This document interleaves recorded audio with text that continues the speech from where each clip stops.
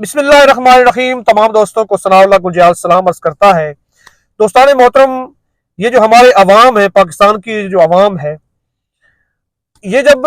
लाइनों में खड़े होके जब आटा लेने के लिए जाते हैं और वहां पे उनको धक्के पड़ते हैं और वहां पे उनको जब आटा नहीं मिलता और फिर परेशानियों का सामना करना पड़ता है, तो उस वक्त ये अपने हुक्मरानों को गालियां देते हैं। इसी तरह से जब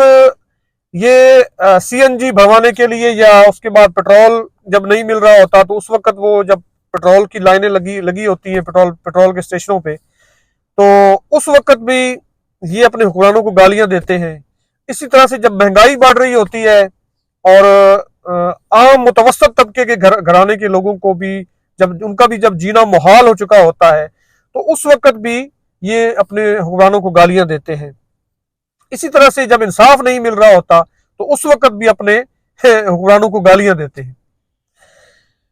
तो उसके बाद फिर जब ये 5 साल तक ये गालियों का सिलसिला चलता रहता है, 5 साल जब पूरे होते हैं, हुक्मरान जब वो अपनी टेन्योर अपना पूरा कर लेते हैं, तो उसके बाद फिर जब अगले 5 साल शुरू होने वाले होते हैं, जब अगले इलेक्शन आते हैं, तो उन अगले इलेक्शन के मौके पे जब इलेक्शन अनाउंस होते हैं और इलेक्शन अनाउंस होने के बाद जब ये हुक्मरान जो है, वही हुक्मरान जो पहले हुक्मरानी कर चुके होते हैं, वही एमपीएज और एमएनएज दोबारा जब अपनी इलेक्शन की कैंपेन शुरू करते हैं,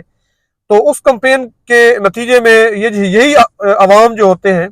यही लोग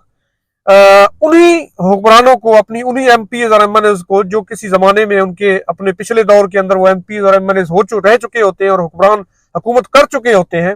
तो उन्हीं एमपीएज और एमएनएज को जब वो इलेक्शंस की कैंपेन दोबारा स्टार्ट करते हैं, तो उन्हीं को ढोल की थाप पे नाचते हुए, भंगड़े डालते हुए उन्हीं लोगों को वो फिर ये वोट भी डाल के आते हैं। उसी तरह से लाइनों में लग के, जिस तरह से ये आटा लेने के लिए लाइन लगाते हैं, उसी तरह से लाइनों में लग के पोलिंग स्टेशन के अंदर जाके इन्हीं हुक्मरानों को, इन्हीं नाअहल हुक्मरानों को वोट भी डाल के आते हैं, जिन्होंने उनका 5 साल, पिछले 5 साल में जीना मुहाल कर रखा होता है। उनको खाने को रोजगार नहीं मिलता, उनको जॉब्स नहीं मिलती, उनको इंसाफ नहीं मिलता। तो 5 साल जो वो जिस तरह से वो गुजार चुके होते हैं, तो उसी तरह से अगले 5 साल के लिए भी फिर उन्हीं हुक्मरानों को जाके वो इसी निजाम के तहत वोट भी डाल के आते हैं। अब सवाल पैदा ये होता है कि ये लोग ऐसा क्यों करते हैं? आखिर कोई वजह तो होगी ना कि आखिर ये क्यों करते हैं ऐसा। मैं आपको एक मिसाल देता हूं कि ये जो फिरौन जब हुकूमत करता था ना अपनी रियाया के ऊपर, बनी इसराइल की कौम के ऊपर जब ये हुकूमत करता था, तो उस वक्त वो फिरौन इसी तरह से वहां के जो उनकी अपनी जो रियाया थी उसके साथ इसी तरह से बदमाशी भी करता था, उनकी बच्चियों के साथ भी बदमाशी करता था, उनके साथ जुल्म भी करता था, उनके साथ ज्यादती भी करता था, उन्हें इंसाफ भी नहीं देता था, उन्हें रोटी के टुकड़े ऐसे फेंक दिए जाते थे और उन्हें कुछ भी जो उनके हकूक नहीं वो देता था। तो वही लोग जो थे,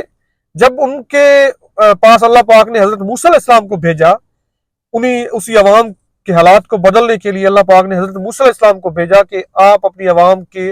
कौम के अंदर शऊर बेदार करें और इस सिस्टम के खिलाफ, ये जो फिरौन ने निज़ाम कायम कर रखा है, तो इस सिस्टम के खिलाफ वो जाके अवाम बाहर निकले और अपने हुक्मरान, जालिम हुक्मरान के खिलाफ आवाज उठाएं। तो हजरत मूसा अलैहिस्सलाम जब गए, अपना मिशन लेके गए, तो हजरत मूसा अलैहिस्सलाम ने जब उनको शऊर देने की कोशिश की और उन्हें फरमाया कि आप इस जालिम हुक्मरान के खिलाफ आवाज उठाएं, ये आपके साथ ज्यादती करता है, जुल्म करता है, इंसाफ नहीं आपको देता, आपको रोजगार तक नहीं देता, तो आप इनके खिलाफ इस जुल्म के खिलाफ आवाज उठाएं। तो वो आगे से जो लोग थे वहां के, वो हजरत मूसा अलैहिस्सलाम से कहते थे कि देखिए, ये अगर हम इसी के खिलाफ आवाज उठाएंगे, ये हमें रोटी के टुकड़े देता है, जिस तरह से भी हमें रोजगार थोड़ा बहुत मिलता है, इसी के सहारे तो हम जिंदा हैं। अगर हम इसी के खिलाफ ही आवाज उठाना शुरू कर देंगे, तो वो जो हमें रोटी के टुकड़े थोड़े बहुत मिल रहे हैं, हम उससे भी जाएंगे। तो यही सिचुएशन जो है इस वक्त पाकिस्तान के लोगों की है। ये लोग, ये जो हुक्मरान हमारे ऊपर मुसल्लत है, ये जो निजाम हमारे ऊपर मुसल्लत है, तो ये हुक्मरान बार बार अपने इसी इक़्तिदार में दोबारा जब ये आते हैं, तो इसी तरह से अवाम को इंसाफ से भी महरूम रखते हैं, एजुकेशन से भी महरूम रखते हैं, जॉब से भी महरूम रखते हैं, उनके हालात को भी नहीं बदलते वो, और अपनी उनकी तिजोरियां भरती जाती हैं, अपनी उनकी जायदादें भी बढ़ती जाती हैं और अपने हालात भी उनके बदलते जाते हैं, लेकिन अवाम को कुछ नहीं मिलता। तो इसी अवाम को जब ये कहा जाता है कि आप इस सिस्टम के खिलाफ आवाज क्यों नहीं उठाते, इस निजाम के खिलाफ आवाज क्यों नहीं उठाते, तो ये अवाम कहती है कि ये जो थोड़ा बहुत हमें गलियां और नालियां और खालियां ये हमें मिल रही है, जो हमें थोड़ा बहुत ये कुछ ना कुछ मिल रहा है, तो हम इससे भी जाएंगे। तो इसीलिए ये जो कौम है हमारी अवाम जो है वो इस सिस्टम के खिलाफ आवाज नहीं उठाती। तो खुदा ने आज तक उस कौम की हालत नहीं बदली न हो जिसको ख्याल आप अपनी हालत के बदलने का। जब तक अवाम खुद इस सिस्टम को रिजेक्ट नहीं करेगी, इस निजाम इंतखाब को रिजेक्ट नहीं करेगी, उस वक्त तक हालात बदलने वाले नहीं। अभी अब फिर दोबारा एक दफा कौम को, जिस तरह से पहले एक रियासत मदीना का नारा लगाने वालों ने एक तसल्ली दी थी कि हम जो है वो तो 2/3 अक्सरियत ले लेंगे, वो खैर 2/3 अक्सरियत तो न मिली। वो जिस तरह से भी इक्तदार में लाया गया वो आप सब जानते हैं। अब उनको एक और झूठी तसल्ली दी जा रही है और एक और ट्रक की बत्ती के पीछे लगाया जा रहा है कि इस दफा जो है वो इमरान खान साहब जो है वो 2/3 अक्सरियत ले लेंगे। अच्छा, 2/3 अक्सरियत हमारे जो पीटीआई के भाई हैं उनके अंदर एक गलतफहमी जो है वो एक जन्म ले चुकी है। वो कहते हैं कि इस वक्त इस दफा 2/3 अक्सरियत जो है वो हमें मिल जाएगी। तो इस दफा खान साहब को कहें ना कि थोड़ा सा इस दफा एक नया काम करें, वो कि इस दफा जो पीटीआई की टिकट्स है ना जो है अगले इलेक्शन आने वाले हैं, तो उन अगले इलेक्शन आने वाले इलेक्शंस में ऐसे लोगों को टिकट्स दें जो पढ़े लिखे तो हों, बासलाहियत तो हों, लेकिन उनके पास पैसा ना हो।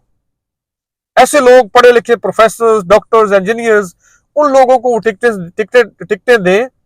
जिनके पास सलाहियत तो है, पढ़े लिखे हैं, जो हालात को बदल सकते हैं, पाकिस्तान की सिचुएशन को बदल सकते हैं, उन लोगों को टिकट दें। और जिनके पास पैसा नहीं है, बगैर पैसे वाले लोग,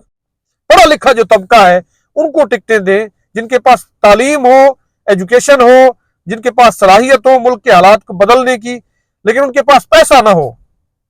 मुतवस्सित तबके के लोगों को टिकटें दें। फिर उसके बाद देखेंगे कि पाकिस्तान के अंदर आप